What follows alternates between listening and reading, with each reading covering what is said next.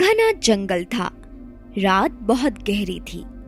आसमान में काले बादल गरज रहे थे। तभी एक औरत अपनी नन्ही बच्ची को सीने से कसकर पकड़े अंधाधुंध भाग रही थी और भागते भागते एक अजीब सी जगह पर पहुंची, जहां एक पुराना टूटा हुआ कुआं था।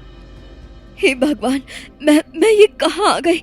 मैं तो इस जंगल से बाहर निकल रही थी और ये अजीब सा टूटा फूटा कुआं, मुझे अच्छा महसूस नहीं हो रहा है। कहीं मैं किसी मुसीबत में तो नहीं पड़ गई?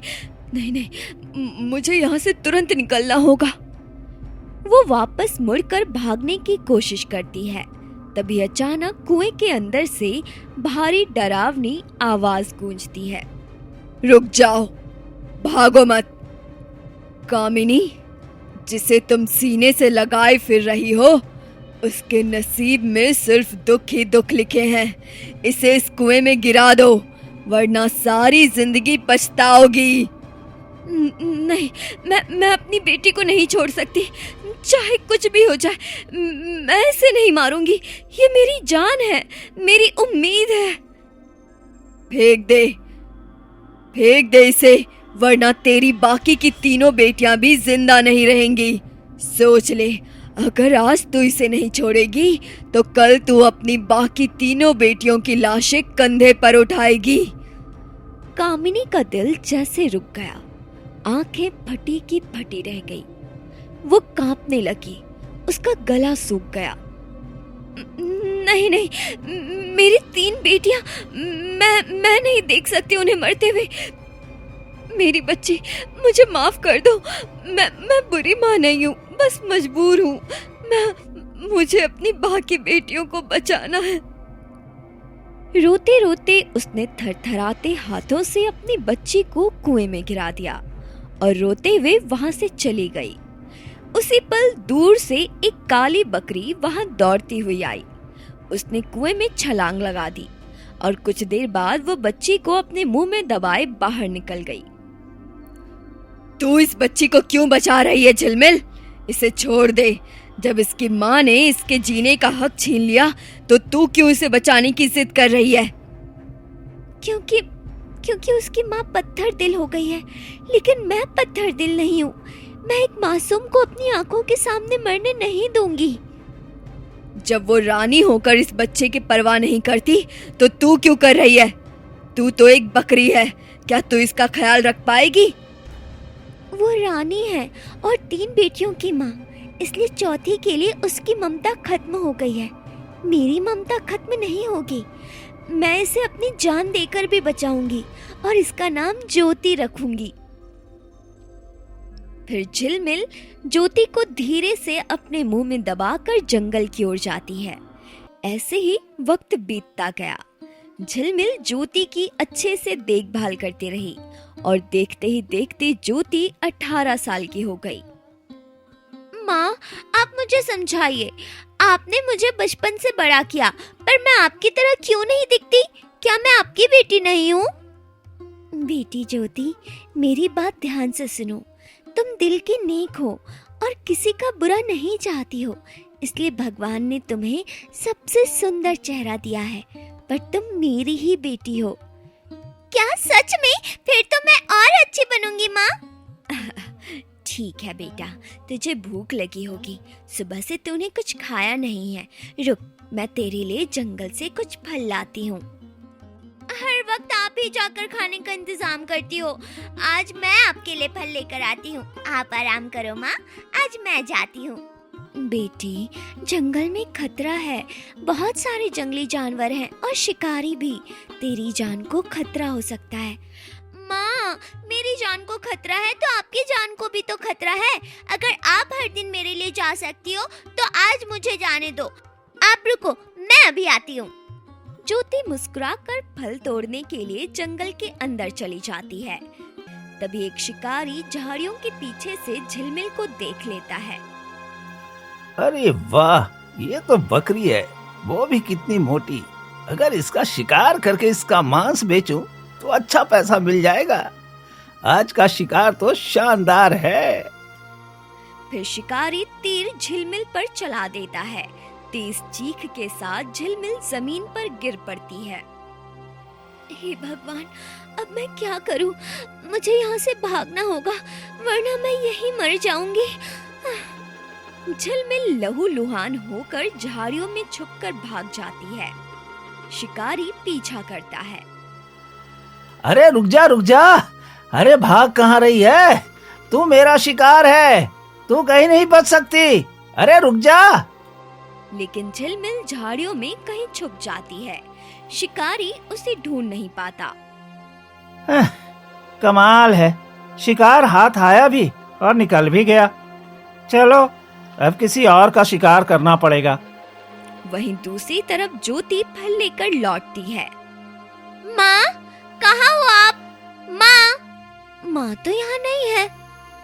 इतने में झिलमिल घायल हालत में वहाँ आती है। माँ, हे भगवान, ये किस हालत में हो आप? आपके शरीर से इतना खून क्यों निकल रहा है? ये तीर किसने मारा आपको? मुझे उनका नाम बताओ, मैं उन्हें जिंदा नहीं छोड़ूंगी।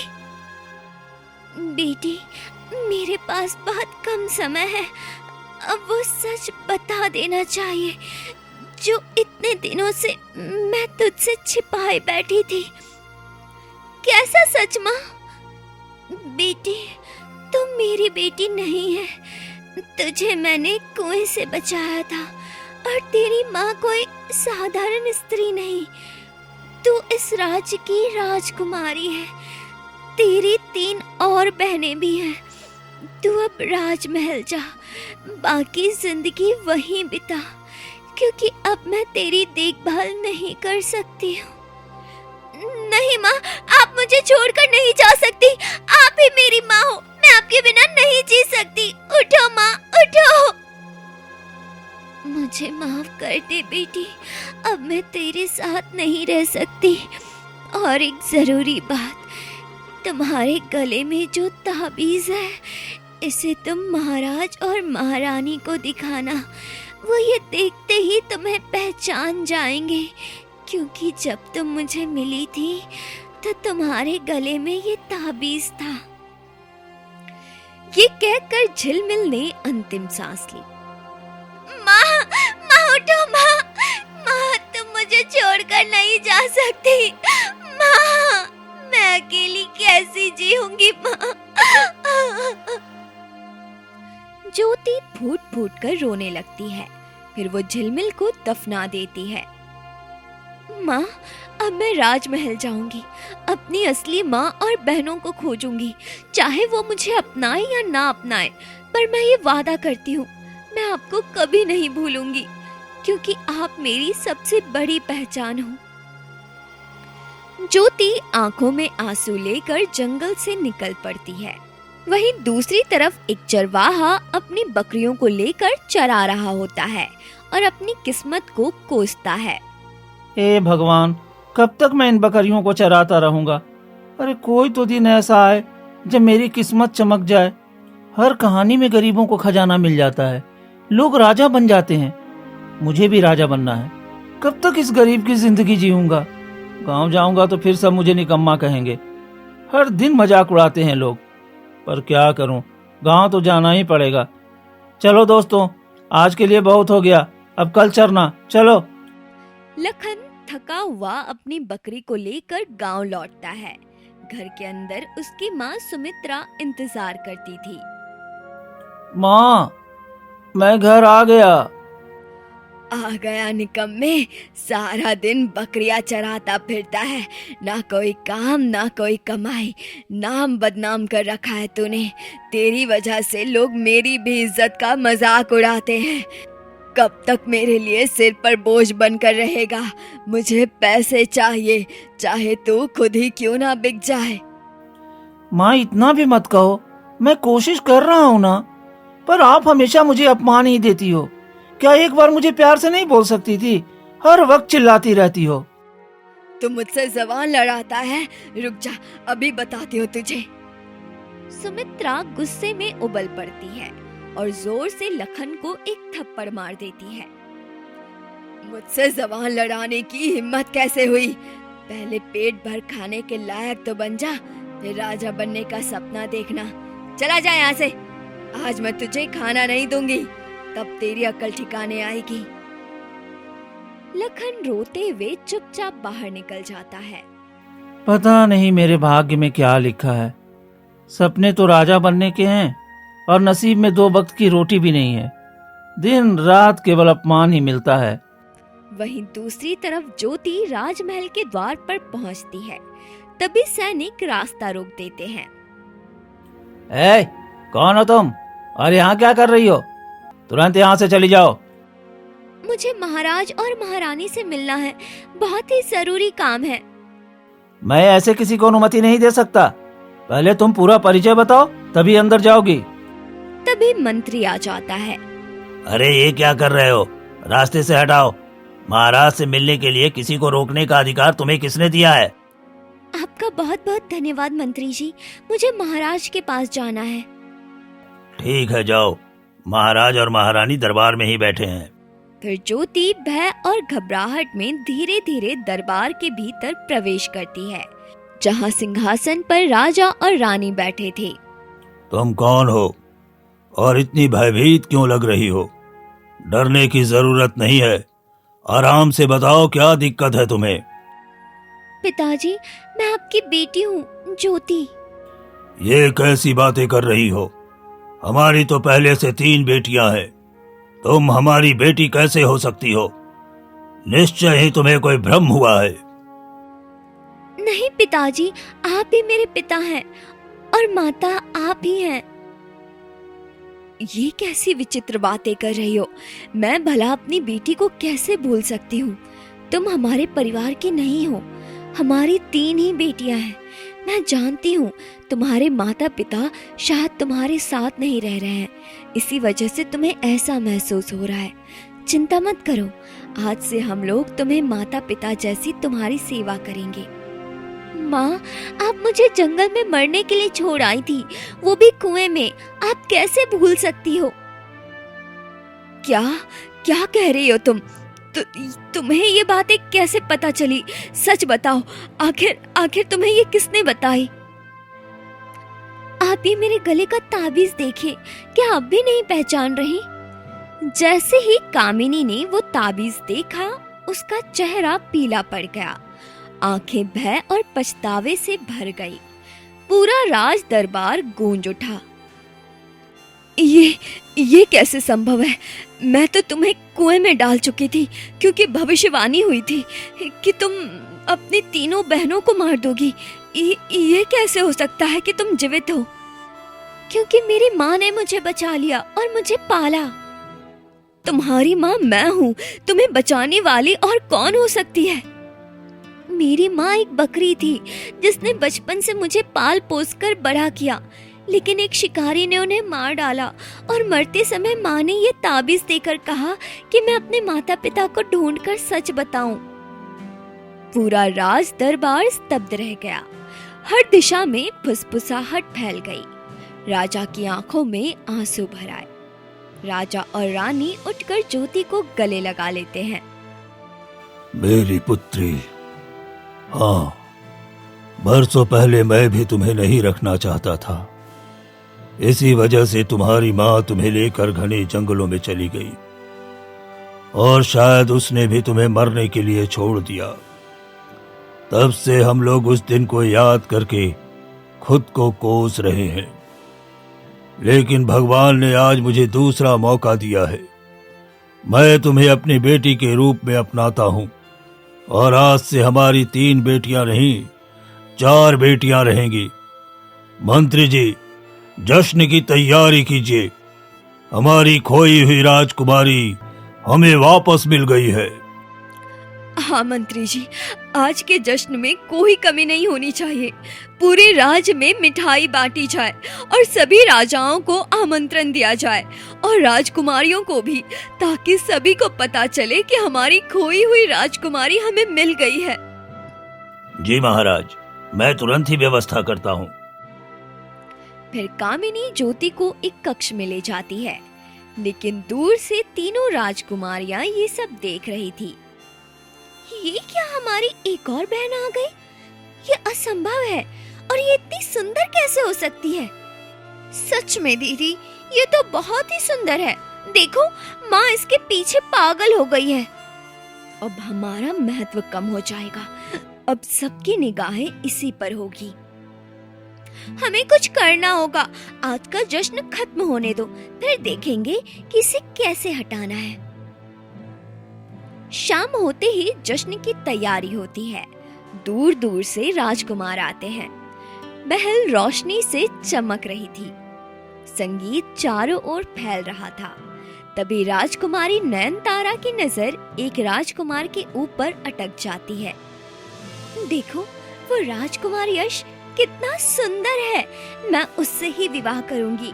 जैसे ही ये जश्न खत्म होता है, फिर मैं उससे अपने दिल की बात कह दूंगी। तभी राजकुमार यश की नजर ज्योति पर पड़ती है और वो दरबार में आगे जाकर कहता है, महाराज, मैं सूर्यगढ़ का राजकुमार यश हूँ। मुझे राजकुमारी ज्योति अत्यंत प्रिय लगी हैं। मैं उनसे विवाह करना चाहता हूँ, अगर आपकी अनुमति हो तो। ये तो हर्ष की बात है। मुझे ये रिश्ता स्वीकार है, क्योंकि आपका राज्य बहुत ही बलशाली और वैभव से भरा है। तो मुझे इस रिश्ते से क्या आपत्ति होगी। आज पूरे राज्य में मैं घोषणा करता हूँ कि राजकुमार यश का विवाह मैं अपनी राजकुमारी ज्योति से तय करता हूँ, और इन दोनों का विवाह होते ही इस राज्य का राजा और रानी भी यही दोनों बनेंगे। जैसे ही ये घोषणा होती है, नयनतारा की आंखें क्रोध से जल उठती है। मैं ये कभी नहीं होने दूंगी। इससे पहले इसने मेरे माता पिता छीन लिए, अब मेरे प्रेमी को भी छीन रही है। रात ढलती है और जश्न समाप्त होता है। सभी राजकुमार चले जाते हैं। तीनों बहनें एक कक्ष में इकट्ठा होती हैं। दीदी, अब क्या करें? हाँ दीदी, कुछ तो करना पड़ेगा। उसे हटाना होगा, नहीं तो कल की आई हुई इस राज्य की महारानी बन जाएगी और हम तीनों को नौकरानी बनाकर रखेगी। चांदनी, क्या तुम उस जादूगर को बुला सकती हो जो तुम्हारा दोस्त है और तुमने कई बार उसकी जादू की मदद से हमारी मदद की है? हाँ दीदी, मैं उसे जानती हूँ, वो हमारी मदद कर सकता है। वैसे करना क्या है? ठीक है, सुबह तालाब के पास उसे लेकर आना। मैं और मेघा ज्योति को वहां ले आएंगे। बाकी की बातें हम वहीं करेंगे। आखिर वो कौन बाबा है? दीदी, वो एक जादूगर है जिससे हम बदला ले सकते हैं, इस ज्योति को अपने रास्ते से हटाकर। फिर ये तो अच्छा तरीका है उसे हमेशा के लिए छुटकारा पाने का। ठीक है, मैं तैयार हूँ। चलो, हमें अब उससे प्यार से बात करना है और किसी तरह कल सुबह तालाब के पास लेकर जाना है। फिर तीनों बहनें वहां से निकलती हैं और महल के गलियारे से होकर ज्योति के कमरे की ओर जाती हैं। जैसे ही ज्योति के कमरे में जाती हैं, शायद आप तीनों बहनें हो। हम पहली बार मिल रहे हैं, लेकिन आपसे मिलकर हमें बहुत खुशी हुई। हाँ मेरी बहन, हमें भी तुम्हें देखकर बहुत खुशी हुई, क्योंकि इतने समय बाद हम तीनों बहनें अपनी सबसे छोटी और खूबसूरत बहन को देख रही हैं। सच में ज्योति, मुझे तुम्हें देखकर बहुत खुशी महसूस हो रही है। तुमने कितना कष्ट सहा होगा ना बचपन में।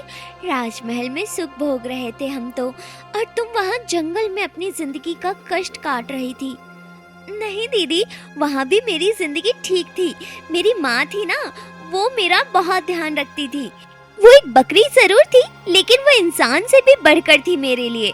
तुम चिंता मत करो, बहुत जल्द तुम उसी जिंदगी में जाने वाली हो। फिर तीनों बहनें बात करके सोने चली जाती हैं। फिर अगली सुबह तीनों बहनें महल के आंगन में मिलती है। चांदनी, जो हमने रात को बोला था उसे अब पूरा करना है। ठीक है दीदी, मैं पहले जादूगर को लेकर वहाँ तालाब पर जाऊंगी। आप ज्योति को लेकर आ जाना। फिर चांदनी महल से बाहर निकल जाती है। वहीं नयनतारा और मेघा ज्योति के कमरे की ओर बढ़ती है। दीदी, क्या हुआ? आप दोनों इतनी सुबह सुबह? सब ठीक तो है ना? देखो बहन, तुम हमें इतने समय बाद मिली हो, तुम्हें ठीक से हम जानते भी नहीं, तो सोचा कि हम लोग साथ में थोड़ा समय बिताएं। हाँ ज्योति, चलो हमारे साथ, आज बाहर चलते हैं। यहाँ हर वक्त माता पिता ही तुम्हारे साथ रहते हैं, हमें भी कुछ समय मिलना चाहिए आपस में दोस्ती बढ़ाने के लिए। हाँ दीदी, क्यों नहीं, चलो चलते हैं। फिर तीनों बहनें महल से निकल पड़ती है और चलते चलते तालाब के पास पहुंच जाती है। दीदी, हम यहाँ क्यों आए हैं? राज्य से इतनी दूर, माता पिता परेशान हो रहे होंगे, हमें वापस चलना चाहिए। और ये जंगल खतरनाक भी है, किसी भी वक्त जंगली जानवर आ सकते हैं यहाँ। तभी नयनतारा और मेघा जोर से हंस पड़ती है। क्या हुआ, आप दोनों हंस क्यों रही हो दीदी? मुझे डर लग रहा है। तेरी खूबसूरती हमें चुभती है, हम में से सबसे हसीन तुम हो, यही तुम्हें मौत के दरवाजे तक ले आया है। और जब से तुम महल आई है, हमारी कोई इज्जत ही नहीं रही, और तुम आकर हम तीनों बहन का हक भी छीनना चाहती हो। हम ऐसा कभी नहीं होने देंगे, तुम्हें अपने रास्ते से हटाकर ही रहेंगे। राजकुमार यश भी तुमसे ही शादी करना चाहता है, जबकि तुम सबसे छोटी हो और हम तीनों तुमसे बड़ी बहन हैं। और शादी के बाद रानी भी तू ही बनेगी, इसलिए अब तुझे इसकी सजा मिलेगी। अब तू हमेशा हमेशा के लिए हमारे रास्ते से हट जाएगी। मेरे साथ गलत मत करो, मुझे माफ कर दो, मेरा किसी को चोट पहुंचाने का इरादा नहीं था। दीदी, मुझे जाने दो। इतने में चांदनी जादूगर को लेकर वहां आ जाती है। तो कहिए राजकुमारी, मुझे क्या करना है? ये क्या, आप लोगों ने जादूगर को क्यों बुलाया है? क्योंकि हम चाहते हैं कि तुम कभी भी हमारे बीच ना रहो, और ना ही हमारे माता पिता से प्यार बांटो, और ना ही राजकुमार से विवाह करो। तो बताओ, मुझे क्या करना होगा? मेरी बहन को एक बकरी ने पाला है, और वो बकरी को ही माँ कहती थी, इसलिए इसे एक बकरी बना दो, ताकि ये बकरी बनकर अपनी बाकी जिंदगी बिताए। नहीं दीदी, ऐसा मत करो, भगवान के लिए मुझे छोड़ दो। चुप हो जाओ, हम अपने हिस्से का प्यार बढ़ते हुए नहीं देख सकते। माता पिता सिर्फ हमसे प्यार करते थे और हमसे ही करेंगे। ठीक है, मैं इसे अभी बकरी बना देता हूँ। फिर जादूगर मंत्र पढ़ता है और अचानक ज्योति के शरीर में चमक फैल जाती है और वो बकरी बन जाती है। चलो, अब ये हमेशा के लिए हमारे रास्ते से हट गई। हाँ दीदी, आज पहली बार मुझे लगा कि हमने अपने लिए न्याय किया है। अब राजकुमार यश भी सिर्फ तुम्हारा होगा दीदी, और रानी भी तुम ही बनोगी। हाँ, अब कोई हमारा हक नहीं छीन सकता। चलो महल चलते हैं। हे भगवान, अब मैं क्या करूं? अपने माता पिता के पास इस रूप में नहीं जा सकती। मेरी अपनी दीदी इतनी बड़ी दुश्मन बन जाएगी, मैंने कभी नहीं सोचा था। मुझे माफ कर देना माँ पिताजी, मैं अब आपके पास नहीं जा सकती हूँ। इतना कहकर ज्योति घने जंगलों में चली जाती है और तीनों बहनें जैसे ही महल में जाती हैं, अरे तुम तीनों बहन यहाँ हो, और तुम्हारी बहन ज्योति कहाँ है? वो सुबह से महल में दिखाई नहीं दे रही। क्या कह रही हो माँ? मेरे साथ तो ज्योति गई ही नहीं। नहीं, ये कैसे हो सकता है? आज उसका पहला दिन था राजकुमारी बनकर, और वो ऐसे कैसे कहीं जा सकती है? मुझे उसकी चिंता हो रही है। तभी राजा घबराए हुए आते हैं। क्या हुआ रानी, तुम इतना परेशान क्यों लग रही हो? महाराज, हमारी छोटी बेटी ज्योति कहीं नहीं मिल रही। मैंने सोचा था कि वो तीनों बहनों के साथ गई होगी, लेकिन वो इनके साथ भी नहीं गई। पता नहीं कहाँ चली गई। मंत्री जी, कहाँ हो? तभी मंत्री दौड़ते हुए आते हैं। क्या हुआ महाराज? मंत्री जी, तुरंत आदेश जारी करो, पूरे राज्य में ढूंढो। मेरी राजकुमारी पता नहीं कहाँ होगी, और सुबह से दिखाई नहीं दी है। ठीक है महाराज, मैं अभी आदेश भेजता हूँ और राजकुमारी को ढूंढता हूँ। कई दिनों तक पूरे राज्य में खोज जारी रहती है, पर राजकुमारी ज्योति का कुछ पता नहीं चलता। राजमहल में चारों तरफ उदासी छा जाती है। तभी राजकुमार यश थका हुआ और परेशान महल में प्रवेश करता है। महाराज, मैं भी राजकुमारी ज्योति को ढूंढ ढूंढ कर परेशान हो गया हूँ, पर वो कहीं नहीं मिल रही हैं। मैं क्या करूं राजकुमार, मैंने भी अपनी बेटी को हर जगह ढूंढा, पर मुझे भी वो कहीं नहीं मिली। आप बहुत थक गए होंगे, आप महल में ही विश्राम कर लीजिए। नयनतारा, राजकुमार को पानी दो। राजकुमार यश उदास होकर कक्ष में बैठ जाता है। तभी नयनतारा उसके पास आती है। तुम इतने दुखी क्यों हो राजकुमार? तुम मुझसे विवाह कर लो, फिर तुम इस राज्य के राजा बन जाओगे। नहीं नयनतारा, मैं राजा बनने के लिए ज्योति से विवाह नहीं करना चाहता था। मैं तो उससे सच्चा प्रेम करता था। चाहे कुछ भी हो जाए, मैं उसे ढूंढ कर ही रहूंगा। मैंने इतना ढूंढा है और ढूंढूंगा। फिर यश वहां से निकल पड़ता है और घने जंगलों में जाता है। तभी रास्ते में उसे एक साधु मिलता है। क्या हुआ बेटा, तुम बहुत परेशान लग रहे हो। बाबा, मुझे मेरी राजकुमारी ज्योति को ढूंढना है। मैं कई दिनों से उसे ढूंढ ढूंढ कर परेशान हो गया हूं, पर वो कहीं नहीं मिल रही है। पता नहीं जीवित भी है या नहीं। राजकुमार, शायद तुम ये नहीं जानते कि राजकुमारी आज भी जीवित है, लेकिन इंसान के रूप में नहीं। वो जंगल में एक बकरी के रूप में भटक रही है और अब वो कभी इंसान नहीं बन सकती है। ये आप क्या कह रहे हैं बाबा? वो इंसान नहीं बन सकती? बाबा, ऐसा कैसे हो सकता है? हाँ राजकुमार, अब वो शायद कभी इंसान नहीं बन पाएगी। बस ये समझ लो कि उसे बचाने के लिए तुम्हें और बहुत कठिन राहें तय करनी होंगी। फिर साधु महाराज धीरे धीरे वहां से चल देते हैं। तभी ये सारी बातें नयनतारा सुन लेती है। ये क्या? ज्योति एक बकरी बन गई है। अब मैं क्या करूं? मैं एक बकरी को ढूंढने के लिए परेशान हो रहा हूं। तभी नयनतारा सामने आती है। सोच लो राजकुमार, वो बकरी ही है अब, और मैंने ही उसे ऐसा बनाया था क्योंकि हम उससे जलते थे। तुम मुझसे विवाह कर लो और राजा बन जाओ, क्योंकि मैं तुम्हें बहुत पसंद करती हूँ और तुम्हें पाने के लिए मैंने उसे रास्ते से हटाया। और सोच लो, इतनी बड़ी जिंदगी क्या एक बकरी के साथ बिताओगे? एक बकरी के पीछे मैं अपनी जिंदगी बर्बाद क्यों करूं? अगर ज्योति बकरी बन चुकी है तो मेरा क्या भविष्य है? उससे अच्छा तो है कि मैं नयनतारा को ही स्वीकार कर लूं और मैं राजा भी बन जाऊंगा। हाँ, मैं विवाह के लिए तैयार हूं। वैसे तुम भी खूबसूरत हो। तो ये हुई ना समझदारों वाली बात। ठीक है, चलो हम आज ही पिताजी से कहकर अपना विवाह तय कर लेते हैं। दूर झाड़ी के पीछे ज्योति रोते हुए ये सब सुन रही होती है। मुझे लगा था तुम मेरे सच्चे प्रेमी हो राजकुमार, पर तुमने मुझे मेरे पद और रूप के लिए प्यार किया था। मैं गलत थी। मेरी अपनी बहनों ने भी मुझ पर इतना बड़ा अत्याचार किया। कोई अपना नहीं होता इस लालच भरी दुनिया में। फिर ज्योति रोते हुए जंगल की ओर भाग जाती है।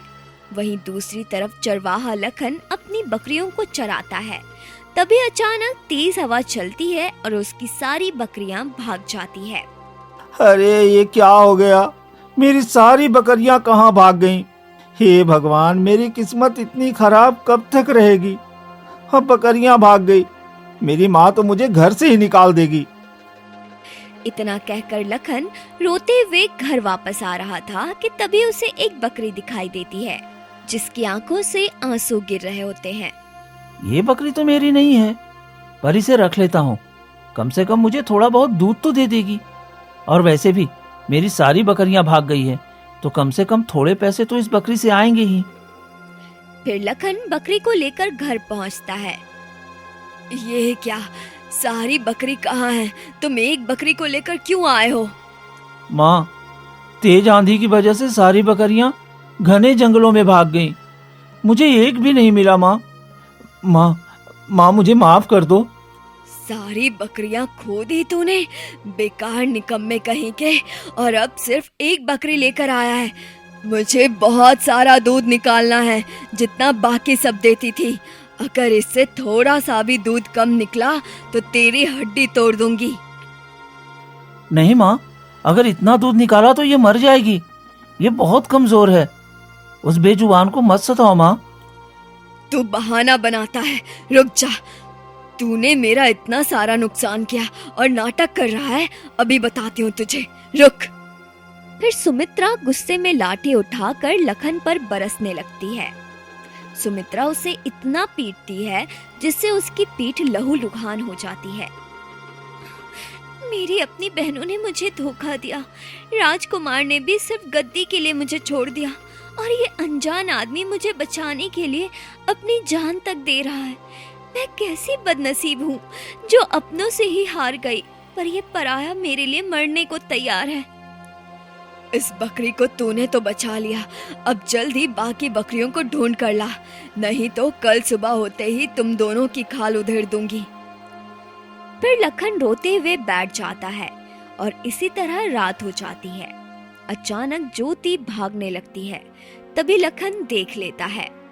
रुको रुको, अरे कहाँ जा रही हो इतनी रात को? अरे रुक जाओ। लखन उसके पीछे भागता है। बकरी उसे गहरे जंगल की ओर ले जाती है। कांटों और झाड़ियों को पार करते हुए दोनों एक डरावनी जगह पर पहुंचते हैं, एक काली रहस्यमयी गुफा के सामने। ये कैसी जगह है? इतनी अंधेरी गुफा में तुम क्यों जा रही हो? अरे अरे क्या हो गया है तुम्हें? मुझे डर लग रहा है यहाँ। मुझे पता था तो मुझे यहाँ तक आने से रोकने की कोशिश करोगे।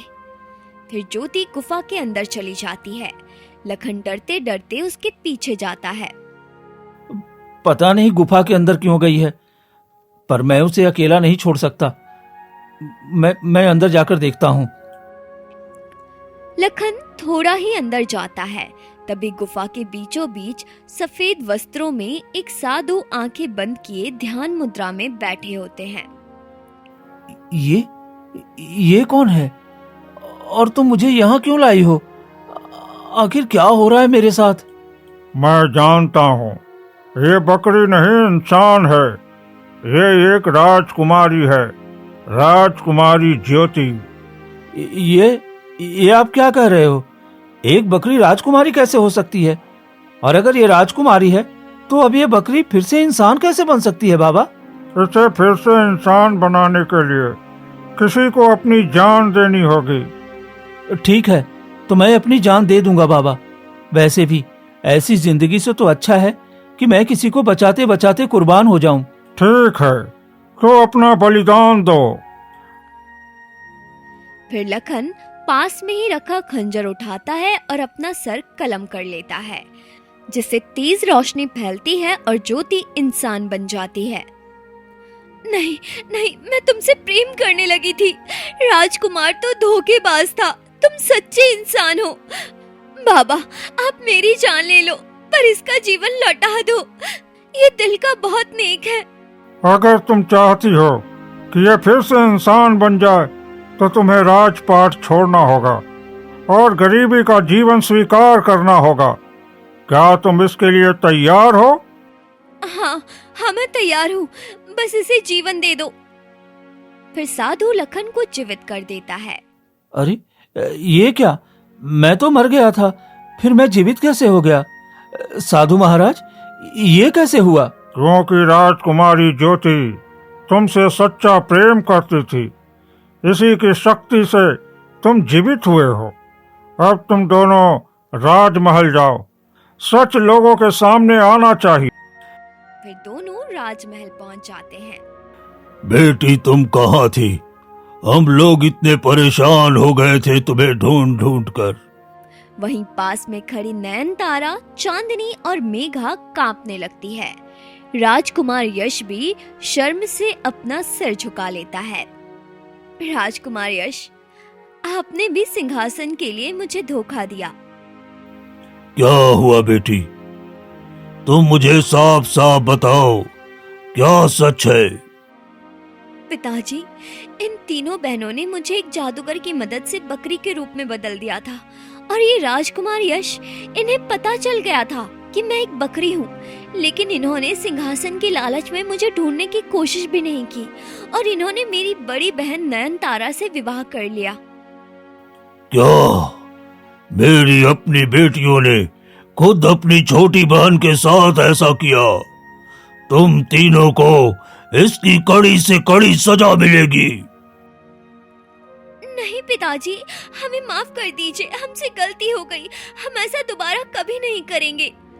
तभी रानी कामिनी रोती सिसकती हालत में वहां पहुंचती है। मेरी बेटी वापस आ गई। मुझे यकीन नहीं हो रहा कि मेरी जान वापस आ गई।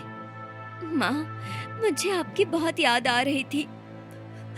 तुम मुझे छोड़कर कहाँ चली गई थी बेटी? रानी, इन्हीं तीनों बेटियों ने इसे एक बकरी के रूप में बदल दिया था।